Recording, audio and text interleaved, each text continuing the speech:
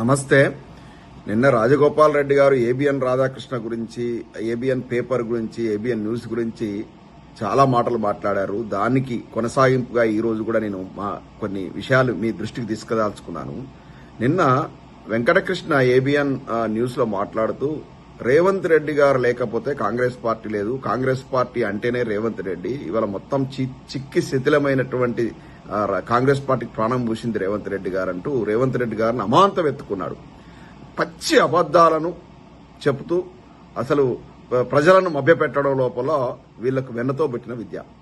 రేవంత్ రెడ్డి గారు పీసీసీ అధ్యక్షుడు అయిన తర్వాత 2 ఉప ఎన్నికలైనాయి. ఒకటి హుజురాబాద్ ఉప ఎన్నిక, మరొకటి మునుగోడు ఉప ఎన్నిక.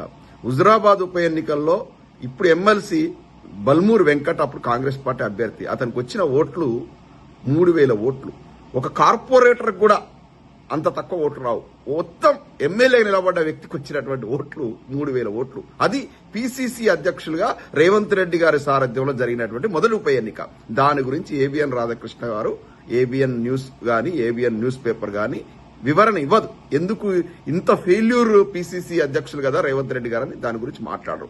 ఆ తర్వాత మునుగోడు ఉప ఎన్నిక, ఇక ఆడి వేరు ఏడిసిర్రు తుడిసిర్రు, మామూలుగా మా దగ్గర కూడా అసైన్మెంట్ ఇస్తే మేము కూడా అప్పుడు ఎన్ఆర్ఐ సెల్ నుంచి డబ్బులు ఇక్కడి నుంచి కూడా మేము కొంత ఫండింగ్ చేసేసి ఉప ఎన్నిక లోపల మేము కూడా ఉపయోగపడ్డాం. అది పాల్వాయి స్రవంతి గారికి కూడా తెలుసు ఆ విషయం.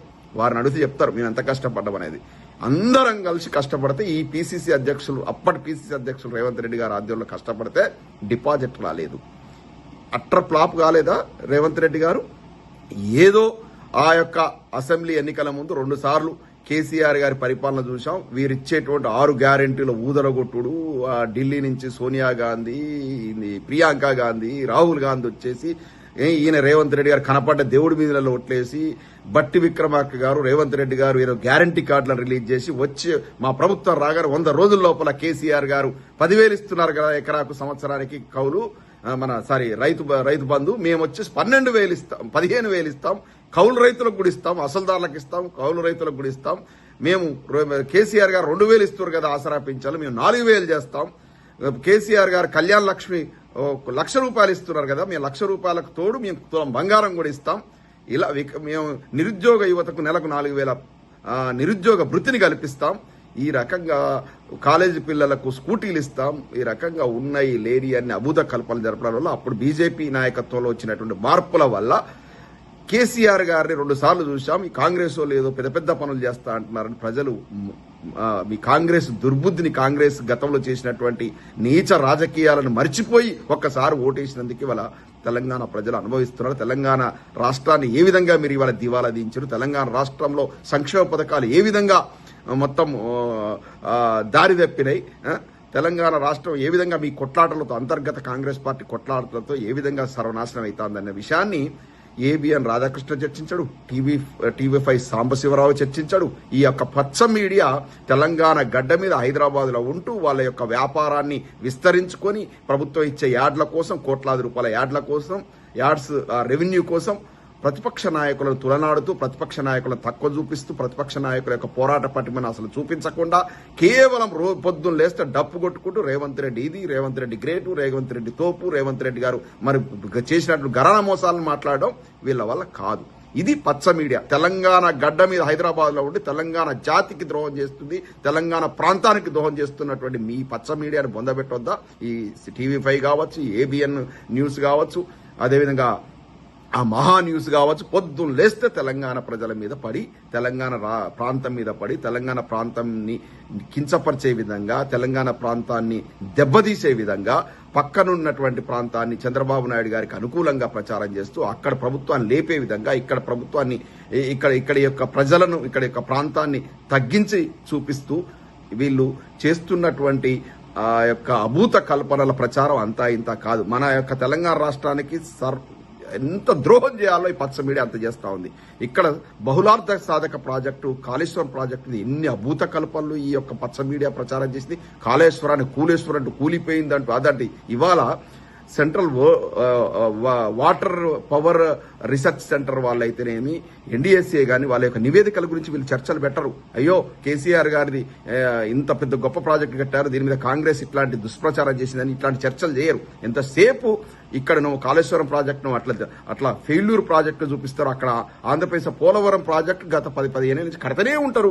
అక్కడ ఎన్నిసార్లు కాఫర్ డాములు కొట్టుకపోయారో తెలియదు, అక్కడ ఎన్నిసార్లు ప్రాజెక్టుకు అంతరాయం జరిగిందో తెలియదు. అవి ఒక్కటి కూడా మాట్లాడరు. ఈ కాంగ్రెస్ ప్రభుత్వంలో జరిగిన SLBCలో 8 మంది సజీవ సమాధి మీద వీళ్ళు చర్చలు చేయరు. 8 మంది సజీవ సమాధి అయ్యారు. రేవంత్ రెడ్డి గవర్నమెంట్ ఫెయిల్యూర్ లోపల ఇన్ని ఫెయిల్యూర్స్ ఉన్నాయి, వాటి గురించి మాట్లాడరు. పొద్దున్న లేస్తే అంటే కాంగ్రెస్ పార్టీలో ఏదైనా సంక్షేమం వచ్చినా కూడా దానికి పరోక్ష కారణం బీఆర్ఎస్ పార్టీ కేసీఆర్ గారు అని చూపించే ప్రయత్నం చేయడం. ఇక కాంగ్రెస్ పార్టీ కానీ రేవంత్ రెడ్డి గారు కానీ బీజేపీ కానీ ఎప్పుడు ప్రాబ్లంలో ఉన్నా కూడా ఇక మన యొక్క మహాతల్లి మన కవితమ్మ బయటకు వచ్చేసి ప్రెస్ మీట్లు పెడుతుంది. ఈమె ప్రజా సమస్యల మీద పోరాటం చేయదు. తెలంగాణలో జరుగుతున్నటువంటి ఈ యొక్క కాంగ్రెస్ ముదనష్ట పాలన మీద మాట్లాడదు. 6 గ్యారెంటీలు ఏమైనాయని క్వశ్చన్ చేయదు. ప్రజల కోసం కొట్లాడదు. ఎంతసేపు బీజేపీ కాంగ్రెస్ నాయకుల కళ్ళల్లో ఆనందం చూడడం కోసం తనకిచ్చిన అసైన్మెంట్ ఏంటంటే పొద్దున్న లేస్తే ఈ యొక్క బీఆర్ఎస్ పార్టీలో కుంపటి పెట్టడం ఎట్లా. ఈమె బయటికి పోతూ నానా మాటలు మాట్లాడి బీఆర్ఎస్ పార్టీని అదేవిధంగా కేసీఆర్ గారి యొక్క మనసు గాయపరిచే విధంగా నానా మాటలు మాట్లాడిపోయింది. పోయిన తర్వాత ప్రజలు అసహించుకుంటున్నారు. ఏంటమ్మా అటువంటి గొప్ప నాయకుడు కడుపున చెడబుట్టి కదా, ఏం మాటలు అది, ఏంటది, ఏం మాటలు? కేసీఆర్ గారి మనసును గాయపరుస్తావా? కేసీఆర్ గారిని ఒక్క మాట అన్నా, హరీష్ రావు గారిని ఒక్క మాట అన్నా, కేటీఆర్ గారిని ఒక్క మాట అన్నా కూడా వాళ్ళు తెలంగాణే ప్రాణంగా తెలంగాణ కోసం పనిచేస్తున్నటువంటి నాయకులు, వాళ్ళ ఒక్క మాటన్నా కూడా తెలంగాణ సమాజం సహించదమ్మా. అందుకే ఇవాళ మీకు మొదట్లో ఉన్నటువంటి మీకు ఈ పచ్చ మీడియా మిమ్మల్ని లేపారు పైకి, కానీ ఇవాళ ఉందా? మిమ్మల్ని ఎవరు పట్టించుకుంటున్నాడా? ప్రతిసారి ఇవాళ 22A వివాదం సెక్షన్ వివాదంలో చిక్కున్నటువంటి కాంగ్రెస్ పార్టీ ఇవాళ పీకల్లోతు కష్టాల్లో ఉంది. కొండా సురేఖమ్మ వివాదం కావచ్చు, ఇటువంటి వివాదాల పీకల్లోతు కష్టాలు ఉంది కాబట్టి వాటిని డైవర్షన్ చేయాలంటే ఈమె వచ్చేసి ప్రెస్ మీట్ పెట్టాలి. ప్రెస్ మీట్ పెట్టి ఏం మాట్లాడుతుంది? ఒక్కటన ప్రజలకు ఉపయోగపడేటువంటి కార్యక్రమం మాట్లాడుతూ ఉందంట. అదే లేదు. ఆడ కేసీఆర్ గారి కుటుంబం లోపల హరీష్ రావు గారిని టార్గెట్ చేసి మాట్లాడు. హరీష్ రావు గారమ్మ మీరు రాజకీయాలు రానప్పటి నుంచి తన మేనమామ కేసీఆర్ గారికి వెన్నంటి ఉన్నాడు. 2004లోనే ఆయన మంత్రిగా పనిచేశారు. 2004 నుంచి ప్రత్యక్ష రాజకీయాల్లో ఉంటూ కేసీఆర్ గారికి వెన్ను దన్నుగా ఉంటూ ఈ రోజు వరకు ఒక్కటి కాదు 100 సార్లు చెప్పాడు, నేను కేసీఆర్ గారు మా నాయకుడు గీసినటువంటి గీస దెవదాటను, కేసీఆర్ గారు ఏం చెప్తా అది చేస్తా. కేసీఆర్ గారు మంత్రి పదవి ఇవ్వకుండా పోయినసారి సంవత్సరం కాలం ఆపినా కూడా కామ్గానే ఉన్నాడు. ఎందుకంటే కేసీఆర్ గారికి నమ్మిన బంటు కేసీఆర్ గారు శ్రీరామచంద్రుడు అయితే ఆంజనేయ స్వామి లాగా నమ్మిన బంటు లెక్కున్నాడు. ఆయన కేసీఆర్ గారికో బీఆర్ఎస్ పార్టీకో ఆయన వెన్నుపోటు పొడిచే రకంగా మొదటి నుంచి కేసీఆర్ గారి మార్గమే అనేది, కేసీఆర్ గారి సిద్ధాంతం అది. కేసీఆర్ గారితో మీరెవరు రాజకీయాలు లేనప్పుడు కూడా ఆయన వెన్నంటి నడిచిండు. ఈ రోజు వరకు నడుస్తున్నాడు. ఈ రోజు కూడా వరంగల్లో పోయి పాలిటెక్నిక్ విద్యార్థుల కోసం పోరాటం చేస్తామండి. మీరేం పోరాటం చేస్తున్నారమ్మా? ప్రెస్ మీట్లు పెట్టి ఎంతసేపు హరీష్ రావు గారిని పార్టీలో నుంచి పంపించే దానికి మీకు ఇచ్చినటువంటి అసైన్మెంట్, అందుకోసం ప్రయత్నం చేస్తున్నారు. కానీ కేసీఆర్ గారు అర్థం చేసుకున్నారు, కేటీఆర్ గారు అర్థం చేసుకున్నారు, హరీష్ రావు గారు అర్థం చేసుకున్నారు. వాళ్ళు ముగ్గురు కూడా సమన్వయంతో పార్టీని ముందు నడిపిస్తున్నారు. అందుకే ఇవాళ బీఆర్ఎస్ పార్టీ చేస్తున్నటువంటి పోరాటాలకు ప్రజల మద్దతు వస్తూ ఉంది. బీఆర్ఎస్ పార్టీ బ్రహ్మాండంగా సోషల్ మీడియాను చూసి కాంగ్రెస్ వాళ్ళు భయపడిపోతున్నారు.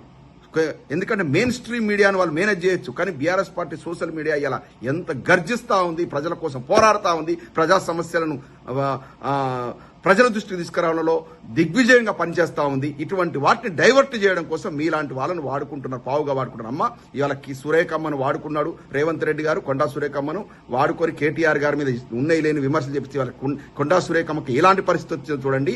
ఆటోలో అరటిపండులాగా మారొద్దమ్మా కవితమ్మ, మిమ్మల్ని వాడుకుంటున్నారు వాళ్ళు. కానీ end of the day BRS కుటుంబమే మిమ్మల్ని హక్కున చేర్చుకునేది. మీరు ఇబ్బందులు ఉన్నప్పుడు మిమ్మల్ని అనరాని మాటలు తీన్మార్ మల్లన్న లాంటోడు మాట్లాడినప్పుడు కానీ, మహాన్యూసోడు మాట్లాడినప్పుడు కానీ మేమే స్పందించినాం. మేమే మీకు అండదండగా నిలిచింది. ఎప్పటికైనా కూడా మీకు మీరు జైల్లో ఉన్నప్పుడు ములాఖత్ అయింది మన హరీష్ రావు గారు ఎన్నిసార్లు ములాఖత్ మీ దగ్గరకు వచ్చేసి మిమ్మల్ని మీట్ అయ్యి మీకు మనోధైర్యాన్ని నిలిపిన మర్చిపోవద్దు. అట్లా హరీష్ రావు గారు, ఎందుకంటే విమర్శకుల చేత కూడా హరీష్ రావు గారు శబాస్ అనిపించుకున్నటువంటి గొప్ప నాయకుడు హరీష్ రావు గారు. ఆయన గురించి మాట్లాడద్దు. ఆ హరీష్ రావు గారి విలువ కేసీఆర్ గారికి తెలుసు, కేటీఆర్ గారికి తెలుసు. వారు ముగ్గురు అందుకే సమన్వయంతో పనిచేస్తున్నారు. మీలాంటి వాళ్ళు ఎలాంటి చిచ్చులు పెట్టినా ఏం పనిచేయవు. మీరు కూడా మీ మనోభిష్టానికి విరుద్ధంగా మాట్లాడుతున్నారన్న విషయం మాకు కూడా తెలుసు. ఎందుకంటే మీ మీద ఏదో ఒత్తిడి ఉంది. ఆ యొక్క బీజేపీ వాళ్ళు కాంగ్రెస్ వాళ్ళ ఒత్తిడి చేత మీరు ఇలా మాట్లాడుతున్నారు. కానీ పద్ధతి కాదు. మీరు ఆటలో అరటిపండ్లుగా మారొద్దు. ఇవాళ కొండా సురేఖమ్మకు వచ్చిన పరిస్థితి మీకు కూడా రేపు రానున్న రోజులు తీసుకొస్తారు. ఈ కాంగ్రెస్ వాళ్ళు దుర్మార్గులు, కాంగ్రెస్ వాళ్ళు బీజేపీ వాళ్ళు వాళ్ళ మాటలు విని ఉన్నాయి లేని ప్రలాపాలు మాట్లాడొద్దు. అనవసరంగా మీరు హరీష్ రావు గారి మీద ఎంత మాట్లాడితే రాజకీయంగా అంత ఉత్తాన స్థితికి పోతారు. ప్రజలంతా కూడా మేము చీత్కరించుకుంటారు. కేసీఆర్ గారి గురించి ఇలా మీ సొంత అన్నగారు కేటీఆర్ గారు మీకు రాఖీ కట్టించుకునేటువంటి పరిస్థితి లేదంటే మీరు ఏ స్థాయికి మీరు మీ యొక్క ప్రతిష్ట దిగదారిని అర్థం చేసుకోండి. ఎందుకు అంత దూరం అవుతున్నారు కుటుంబానికి దూరం అయితే మానసిక క్షోభ తప్ప ఏముండదు. మీరు ఇట్లాంటి పనులు చేయొద్దు, ఇప్పటికైనా ఆపాలని ఈ వేదిక ద్వారా విజ్ఞప్తి చేస్తున్నాను.